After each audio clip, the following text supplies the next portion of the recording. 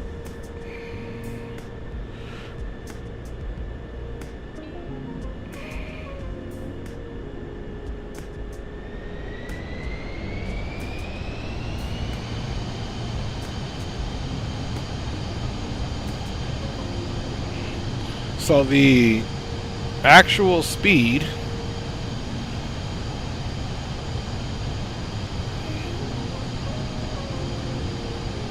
should be 270-ish. And then we'll go Mach 7.0.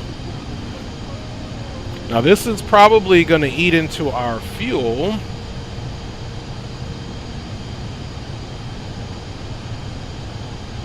So I don't even know if we'll make it to the destination. But we're back on course. I literally think what happened was the speed was too much.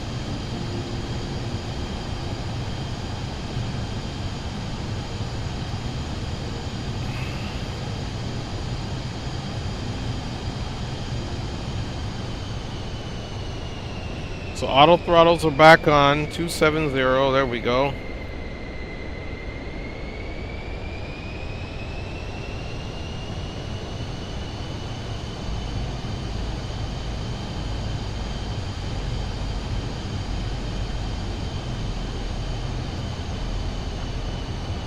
That was interesting, folks.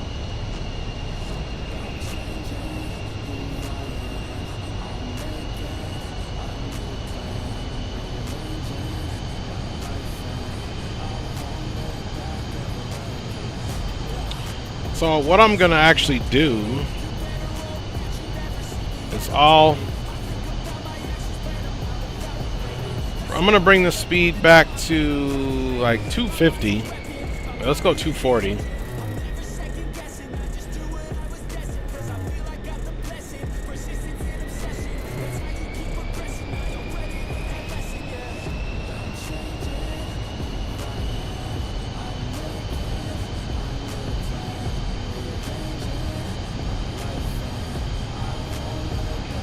So we're going to climb at a modest speed.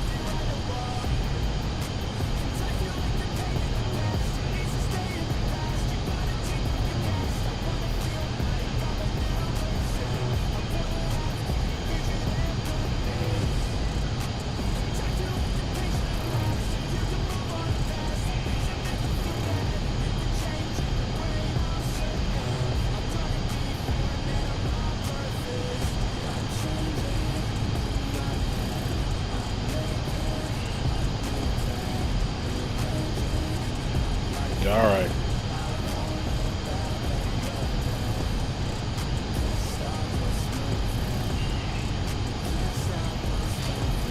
So passengers are for sure trouble.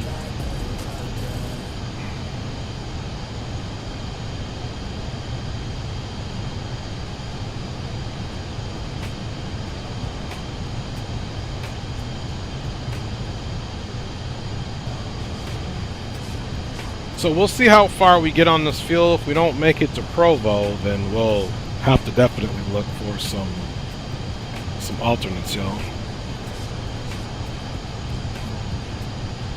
Along the way, we have several airports that'll be off to our west-southwest or our right, so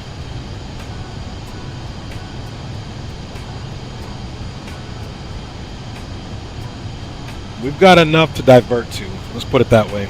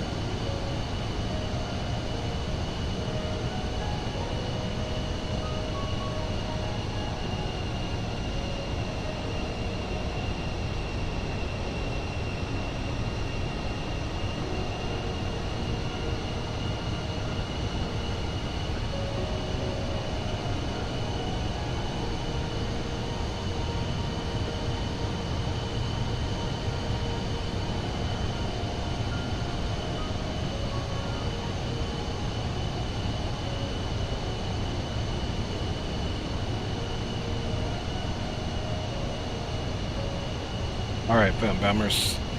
Your boy is back, and by the looks of things, we're gonna have to check fuel status here, and because of time, we're probably gonna have to descend down and pick an airport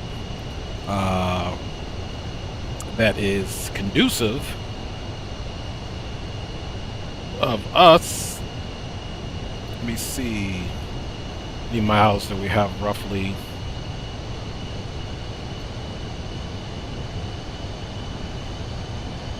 Fuel 1,242 pounds. We might be able to make this. We've got about 164 miles to go. More than likely, 100 of it is going to be on the descent.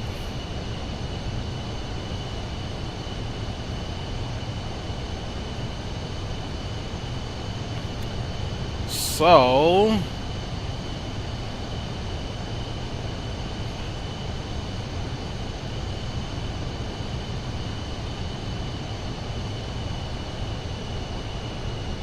it should be a straight-in landing.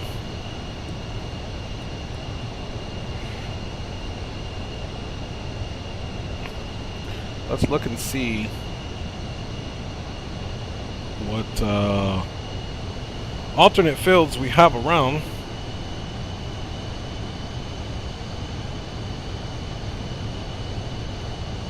So you can come here.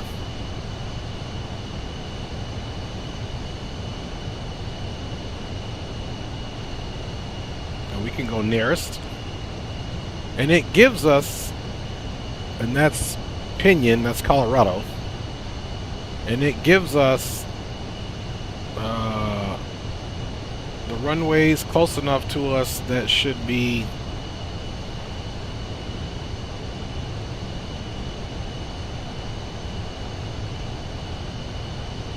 Grand Junction, yeah, because we're in Colorado already. So all these are very doable airports.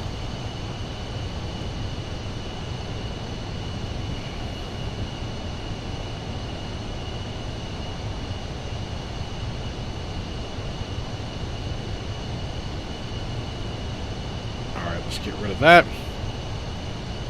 And then let's also... And this, we have our weather radar on, so there is a little bit of weather to our right. But if you look here, this is 150. We're almost to our top of the descent. So we might be able to make this thing here, guys, right in the face. It's a straight in. It's going to be a straight in. So, let's come over here and let's get our 5500 in. So it's going to be visual.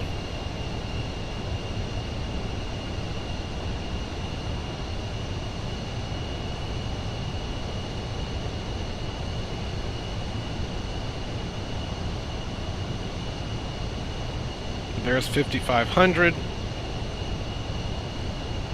Then of course, if we want to use VNav, now we'll VNav down here once we get our top of descent, and that should be just fine, hopefully. Aircraft should keep the auto throttles, but we'll double check on that. Let's come down here, go to the comms 1, 8, and we are going to enter that.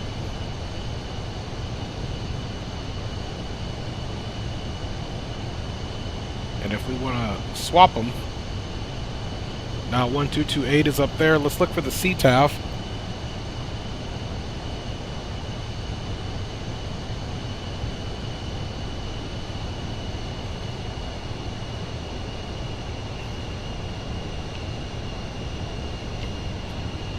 Okay, 25.3.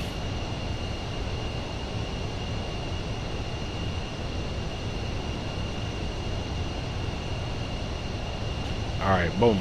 We don't need to swap it, but now we can see we got the CTAF there as well as that. Let's come over here and also get the weather.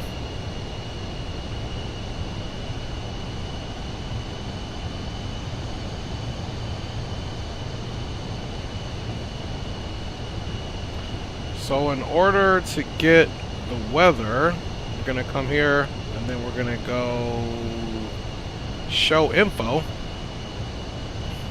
Then we can click the weather. And here we go. Okay.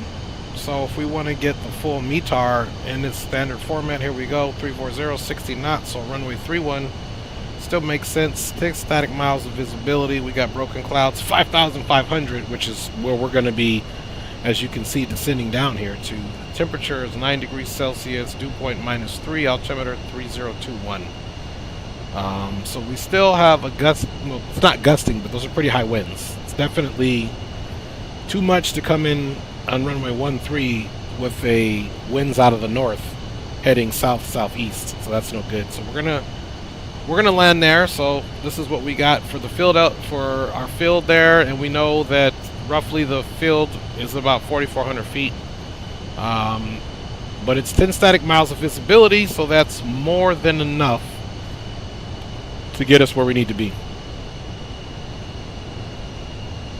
Distance to go 157 miles. Time en route is 33 minutes. Look at this, fuel remaining 0.5.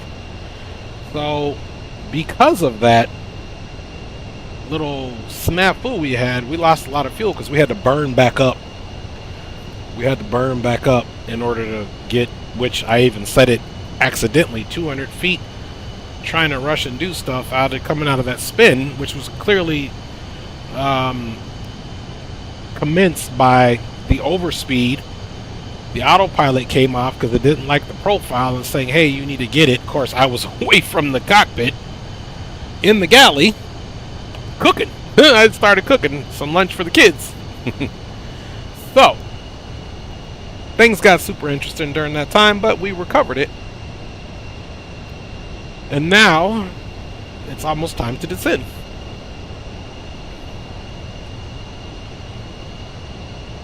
There's not a whole lot to it. There's no approach charts to look at. None of that. Essentially, what you guys have to look at for our approach is excuse me. So we're coming here and we're gonna hit Lehigh right here. Okay, now our flight plan was scheduled for us to come here basically to Eagle Mountain,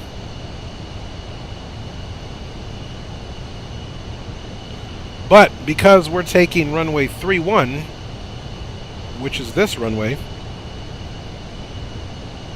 we are essentially gonna go to final here and just go straight in. So here's runway 31, here's runway 36. Now technically we could also do runway 36 because of the winds, but I'm okay with the 30-degree offset.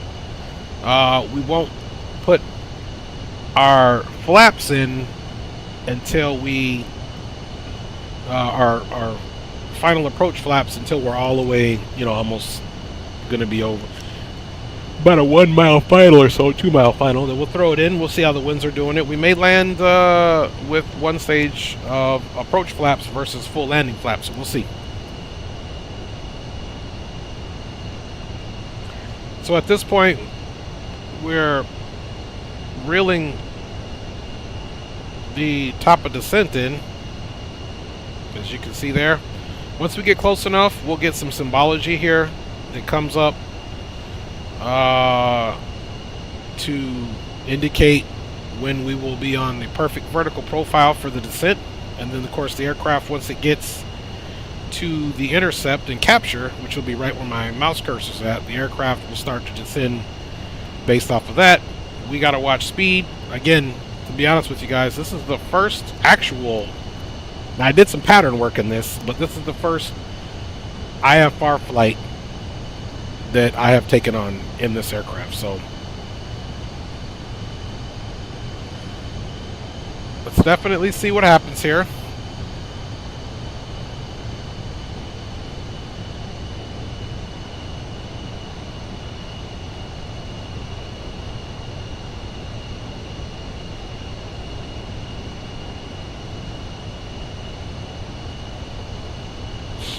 All right.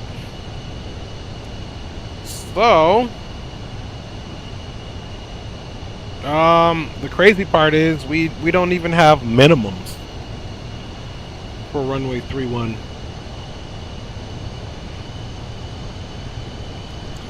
So since there's no minimums, let's look at the other side of the runway, which is here. Let's take a look and see what that field of 4497, 4493. So now we're going to look at the minimums for Provo.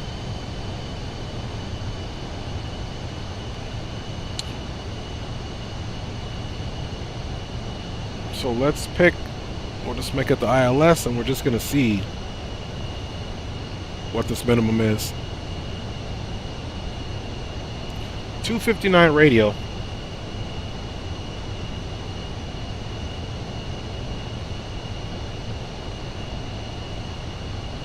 Okay, we'll keep it there. So probably within 1 minute. Okay, there we go. You guys can see this here now. So there is going to be our vertical profile for the VNAV.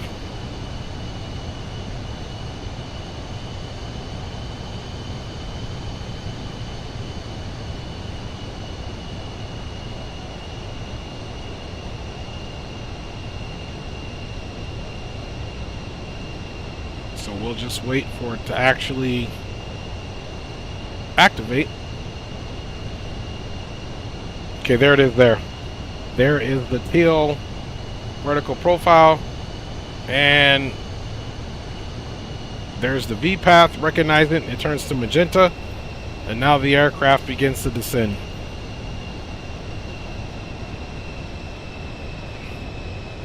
Now it should be doing its best to keep the speed.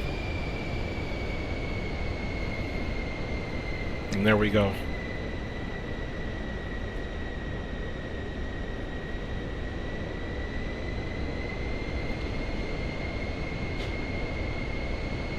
Grab that with 2 hands, Poppy, and it might be hot. Just set it on that's the meat I cooked for you guys. Just set it on. I'm gonna get some taco shells. Set it down on the top of the stove very carefully. And you can just leave it on the top of the stove. There you go. You're welcome, Poppy. We got about 29 minutes to go so we can pick your sister up. So if you guys are gonna eat something, eat it good.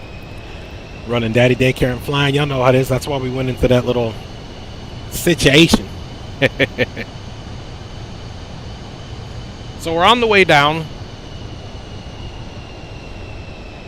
You can see it's a wee bit bumpy up here. The engines are doing their best to stay where they need to be for our descent.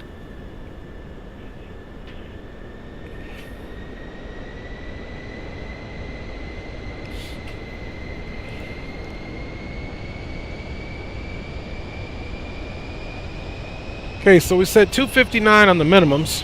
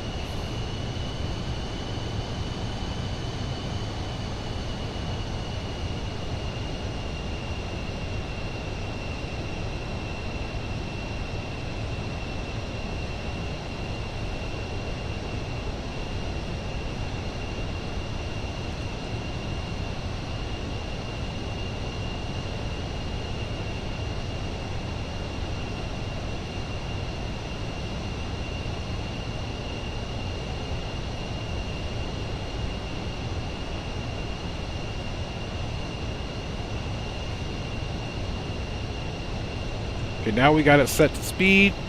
So as we descend, this barber's pole will come up. We can pick up a little bit of speed there.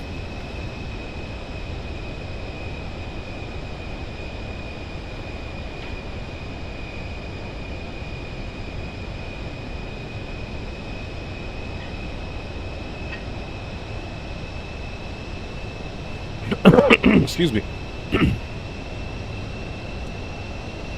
Let's see if in this control panel, transponder, DU, da da da.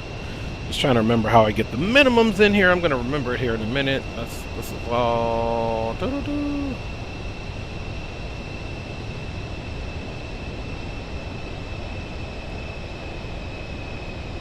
Yeah, I actually like it like that. Let's link up the heading.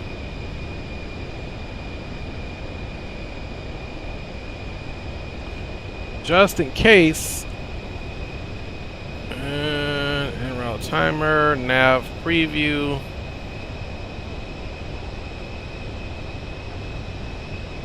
Okay, that's the localizer. We don't need to worry about that. It's nav select. This isn't highlighted.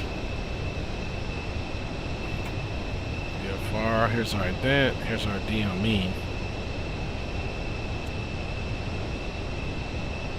I am trying to figure out how we input our minimums in here. I know there's a way, because we should be getting it on here. This is where it should be, so.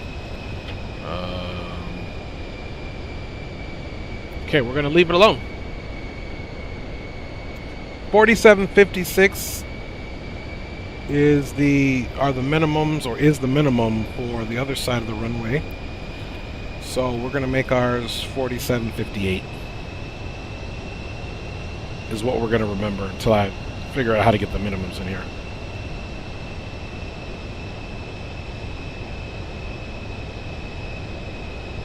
Because I forgot on this aircraft. Alright. Looks like it's it right here.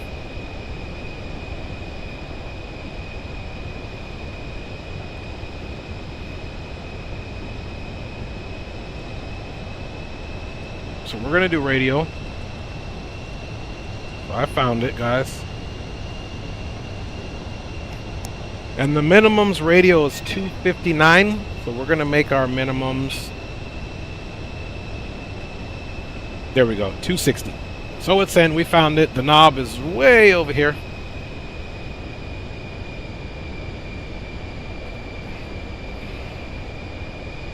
Okay, now we can kind of increase some of the speed here.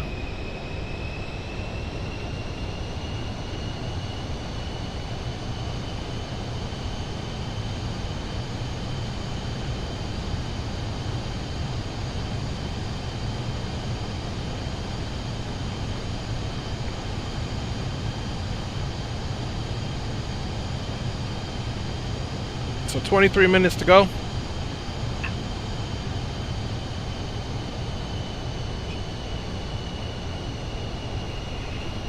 Now 21 because we sped up.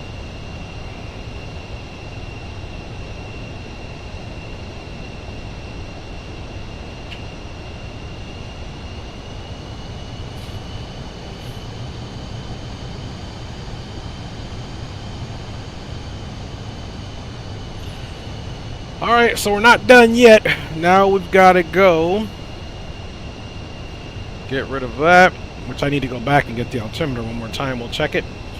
But now we need to put in these V speeds. VREF is 102 plus 10 is 112 plus 4, so about 120 will be our approach speed.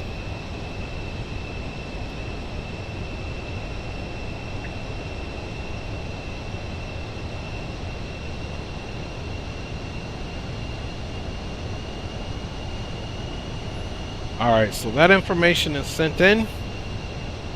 Let's come back over here and get the... keep that weather pulled up. 340, 16 knots, altimeter 3021, okay. Oh my goodness.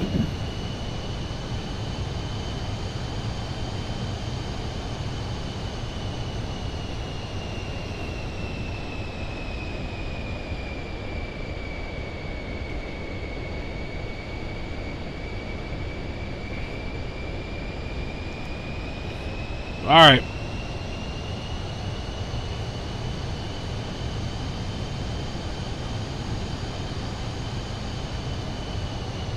Let's get me off of there. You guys don't need that. You just need this.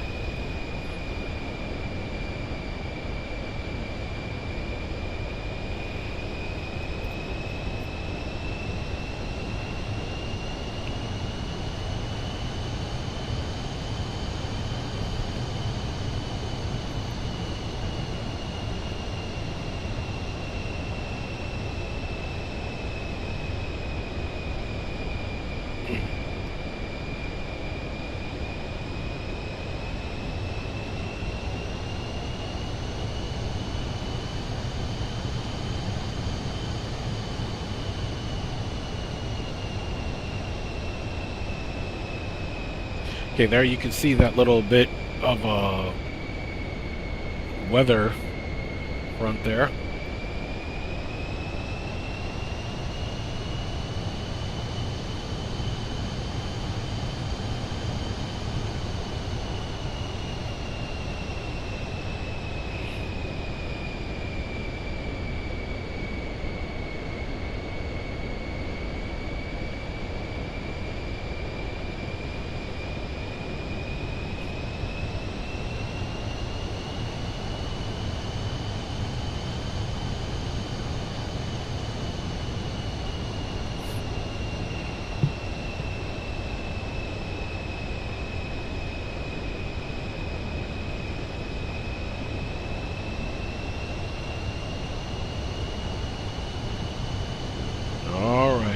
Working our way in, folks.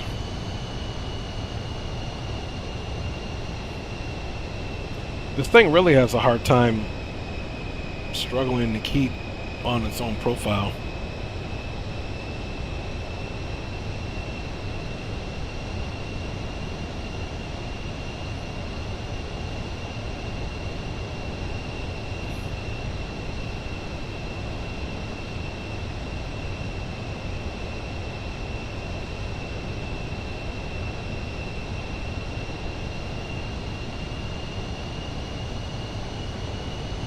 Alright, 25,200 and descending. It's a long descent when you were traveling, you know, pretty much at 40,000 feet.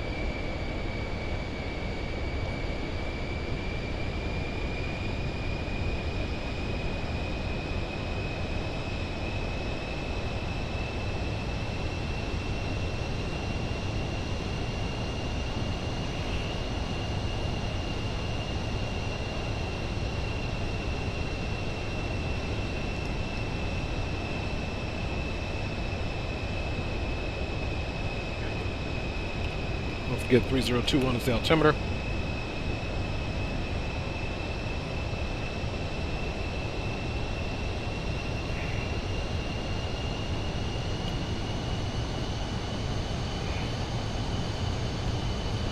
Alright, track IR. Look at that, you guys. What a risk. We don't even have enough to do a go round. 774 pounds of fuel. We're under 1,000.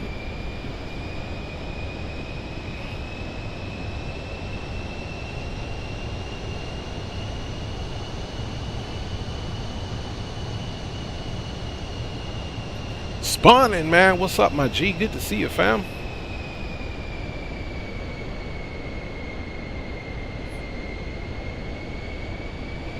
And as you guys can see, you know, we're doing well here, and it's like this aircraft, the winds are, or if the autopilot is not efficient, but essentially our power, look at that, it's oscillating there. The winds, we got a headwind of 86 knots, and we've got a right crosswind coming from left to right at 12 knots.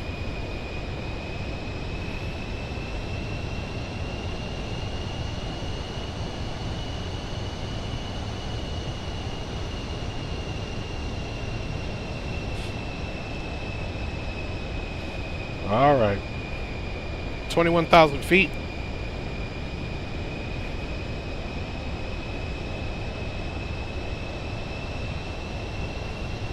Boy, look at those visual representations of the left and right fuel tank.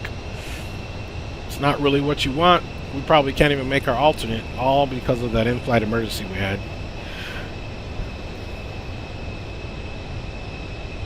And look, Even though I didn't do it, this changes automatically. Now the cabin altitude's in a descent, so this changes automatically. And of course, that I guess this auto mode is also in conjunction with the selection knob, whether you're climbing or descending for cabin pressurization. Okay, less than or right about less than 2,000 to go now for our altimeter designation, which we will be putting in 3021.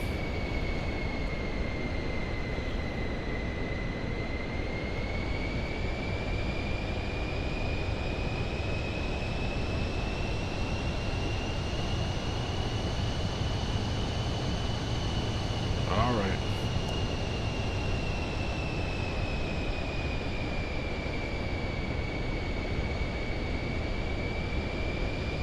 19,100. Okay, transition. Let's go ahead and switch over to the CTAF. 126315. I don't think that was it. I think something happened there. Let's see. 1253. How do we get that number in there?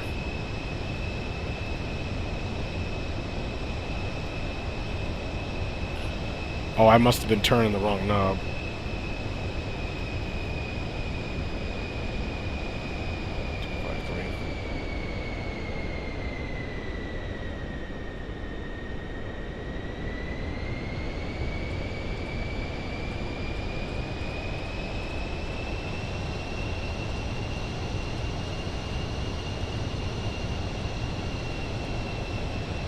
Program traffic number 318 Delta Sierra is a Pilatus PC24, currently vacated at flight level 180, now 17,700 descending. For runway 31, we'll be transitioning at Lehigh for visual approach runway 31 full stop program traffic.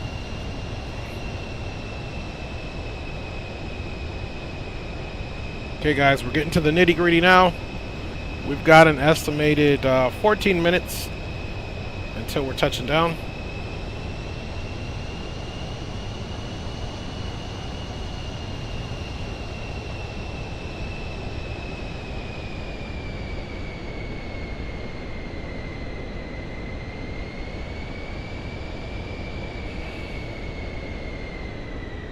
Alright, we'll come back to idle now.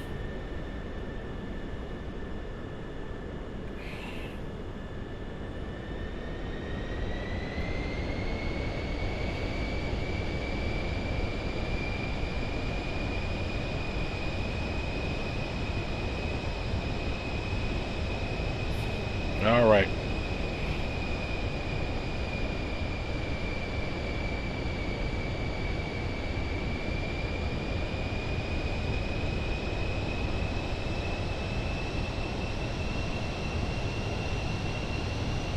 Little bumpy on the way in.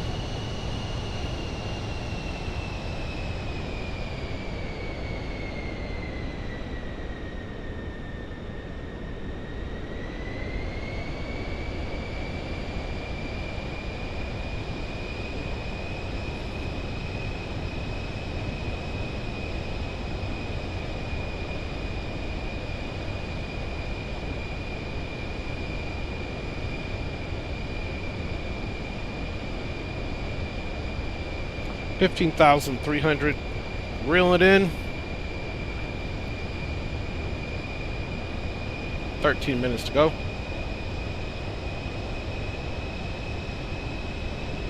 Now don't forget, we've been forecasted around 5,500 feet to have some weather.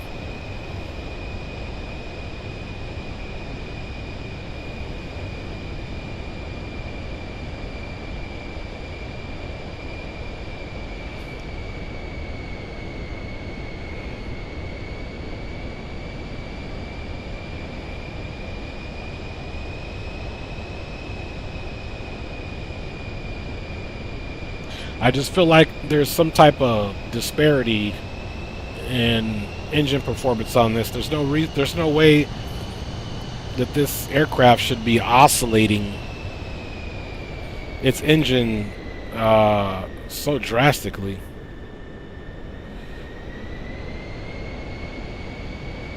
Okay, now you can see that we may want to just go altitude right here.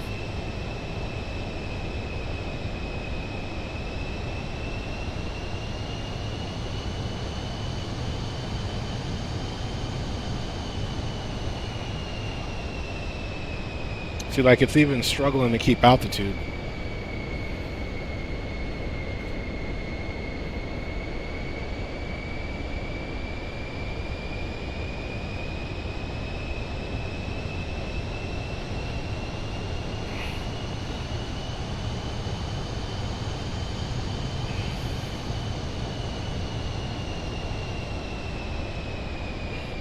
So what I'm going to do now is I'm going to go to the vertical speed mode.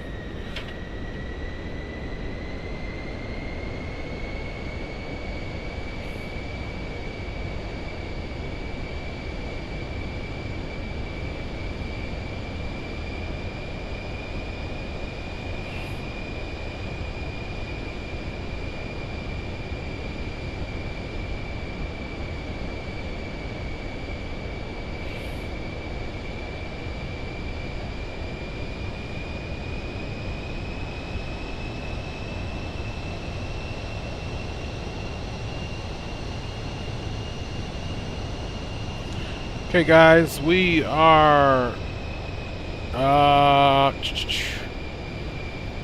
so now if we choose this to go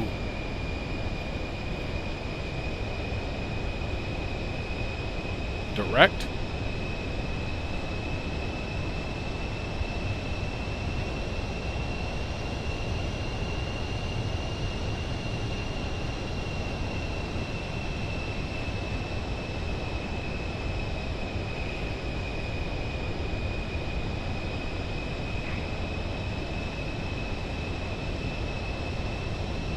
so here's what we're gonna do. Let's go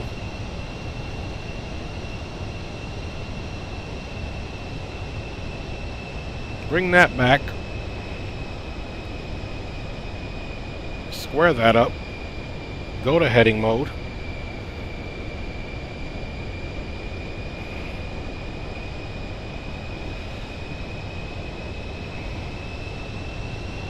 deviate slightly,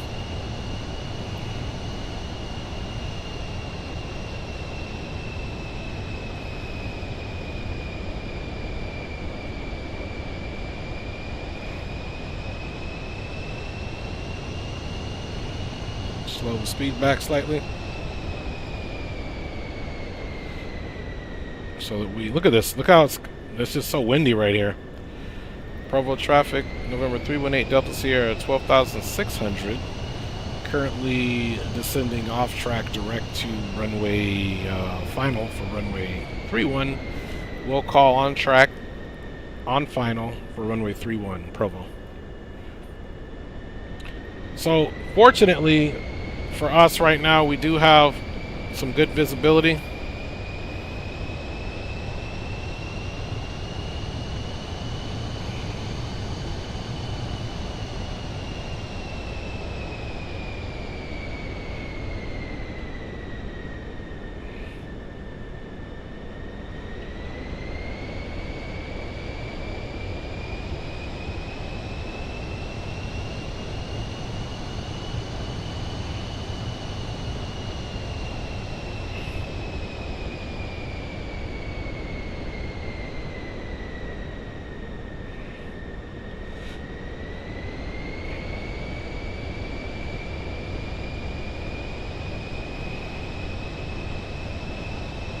For safety reasons, let's go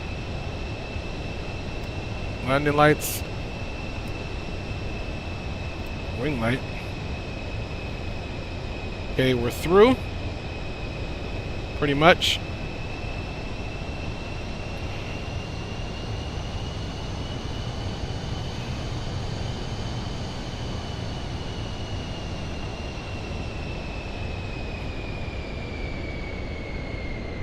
Okay, we're going to bring that speed back.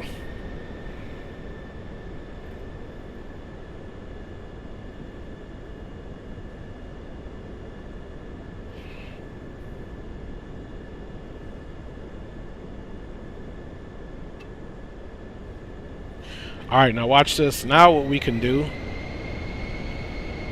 is we can go back here, go direct again, activate that, go to nav,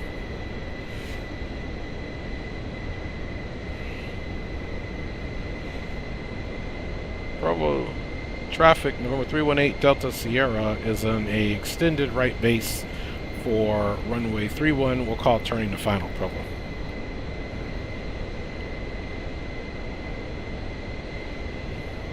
So we're traveling in this direction. We got to come right past her pretty much and make a right.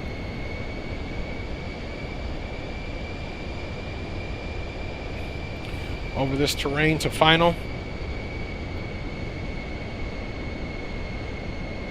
Winds are much calmer down here.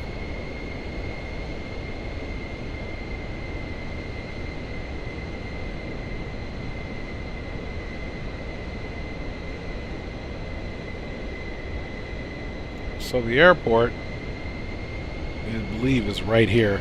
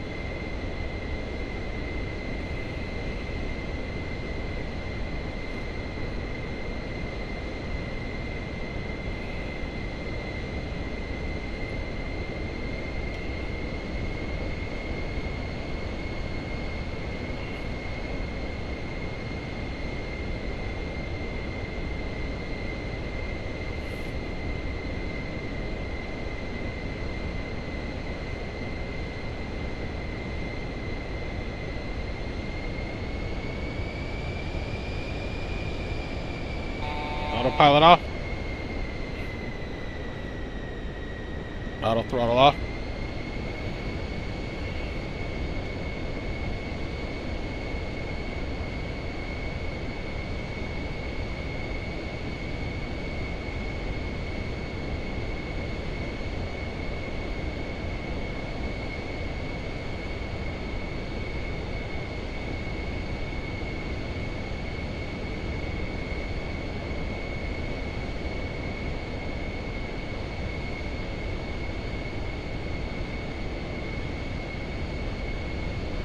Look at that, we're right over it.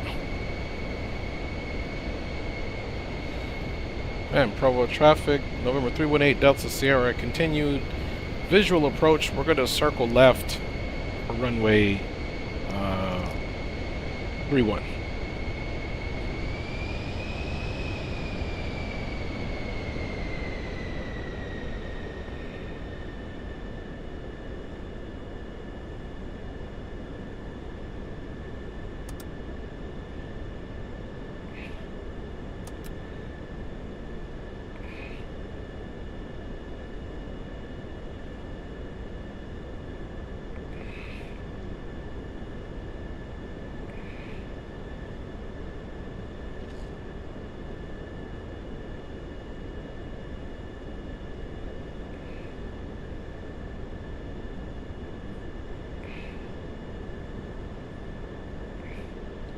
Traffic, November 318 Delta Sierra, circling left,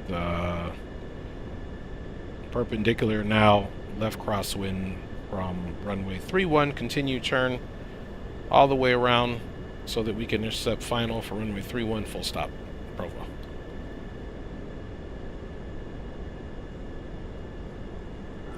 First stage of flaps coming in, we're right on the cusp, but that'll help us bleed some speed. Let's go ahead and get rid of the flight director because that's not going to help us.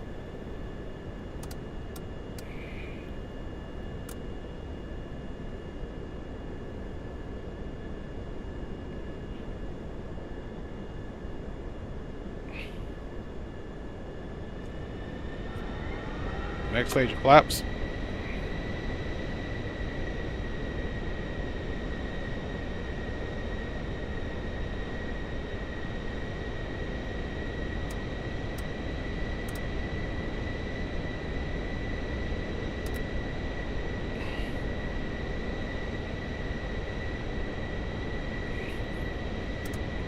we're about 2,000 above. Because remember,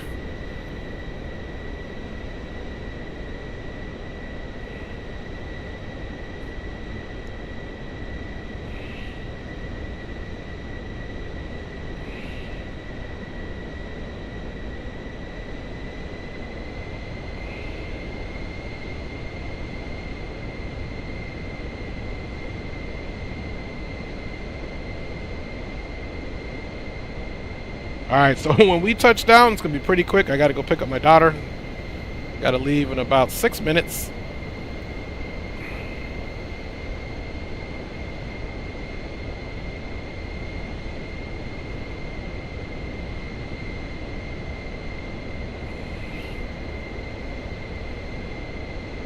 Nice level turn here.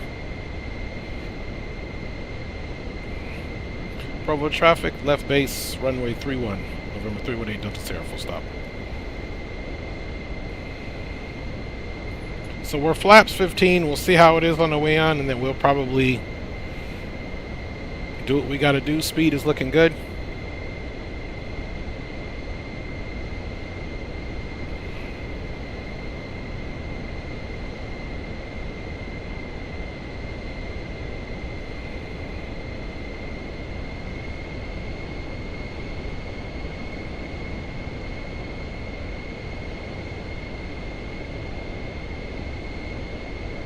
Okay, there's the other runway. Just a cross runway. Start making our turn.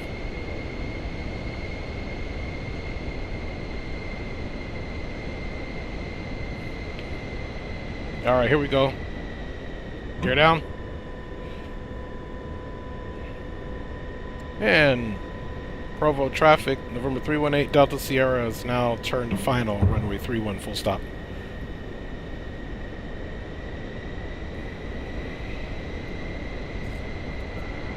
Okay, we're going full flaps. There's the red and white. We've got a good profile. Good approach speed.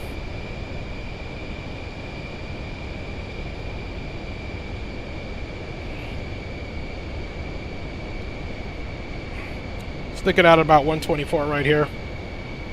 Alright, let's get those last pulse lights on. Alright. Pulse lights are on. Runway's in sight.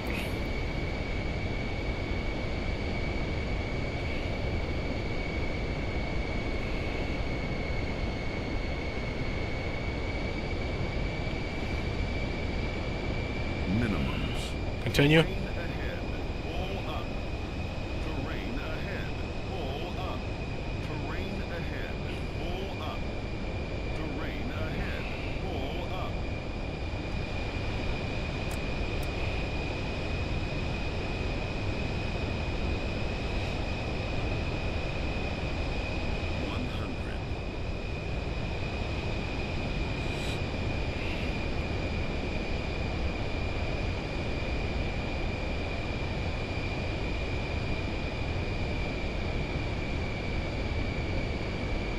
Little floaty. That's why we didn't get the runway, because I did full flaps. There we go.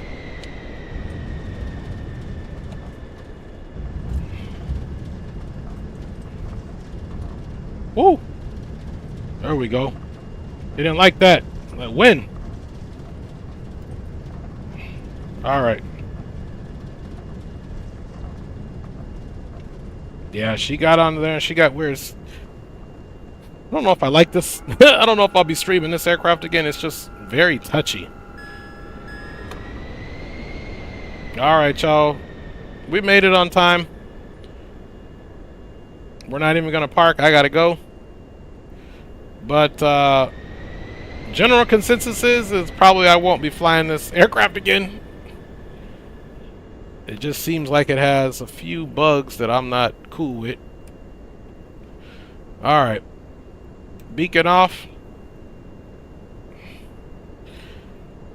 And look at that windsock. It's not blowing too egregiously. Welcome to Provo. Appreciate you guys. I'm going to stop here. I got to get going. This flight has been... It's been one of those days, guys. So, let me get rid of this and just say bye to you guys quick.